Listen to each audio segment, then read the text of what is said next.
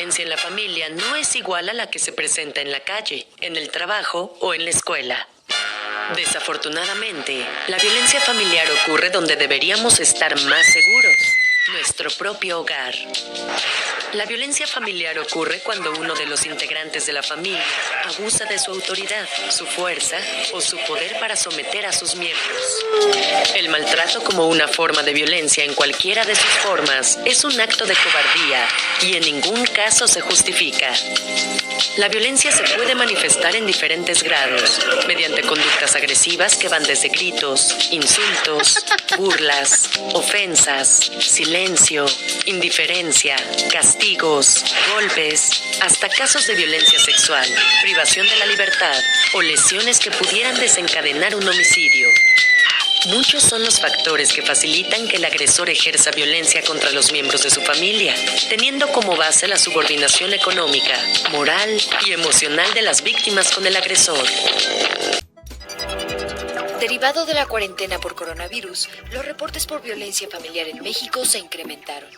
Esto quiere decir que miles de víctimas, en su mayoría mujeres, están confinadas con sus posibles agresores. Un análisis de causa en común muestra que las investigaciones por este delito aumentaron 16% en comparación con el primer bimestre del año pasado, lo que en promedio equivale a 500 investigaciones diarias a nivel nacional. Y esto es solo lo que se conoce. Tenemos que reconocer que hay miles y miles que no llegan al Ministerio Público, que las mujeres se quedan calladas, que los niños se quedan callados. Y con un confinamiento tan fuerte, sobre todo en las ciudades, en las grandes ciudades donde vive mucha gente en un espacio muy chiquito. Un claro ejemplo es la Ciudad de México, donde se ha presentado el mayor número de casos por COVID-19, de tal forma que el confinamiento es más severo. Los porcentajes hablan por sí solos.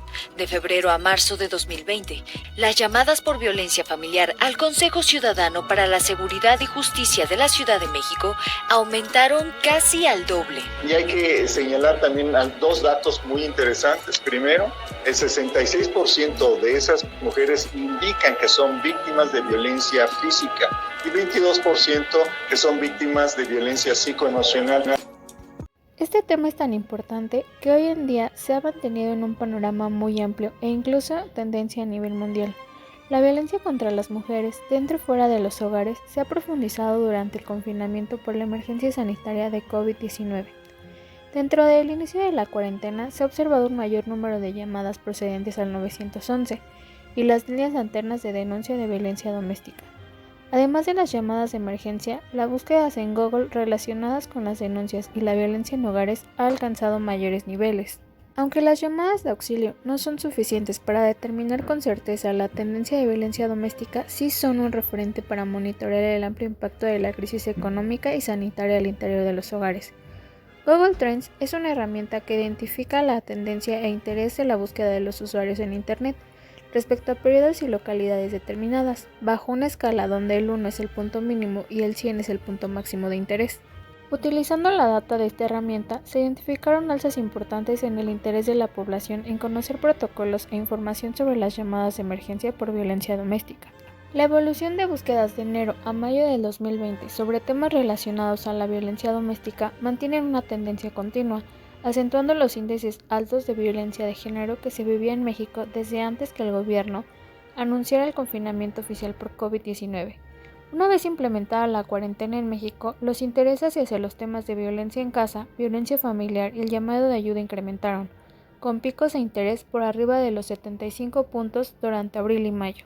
Aunque la violencia perpetrada contra las mujeres en su análisis estructural es un fenómeno que existe y crece previo a la emergencia sanitaria, sí se puede identificar una profundización mayor a la violencia ejercida dentro de los hogares. La violencia doméstica actualmente mantiene en silencio a víctimas amenazadas, con miedo o marginación informativa tecnológica.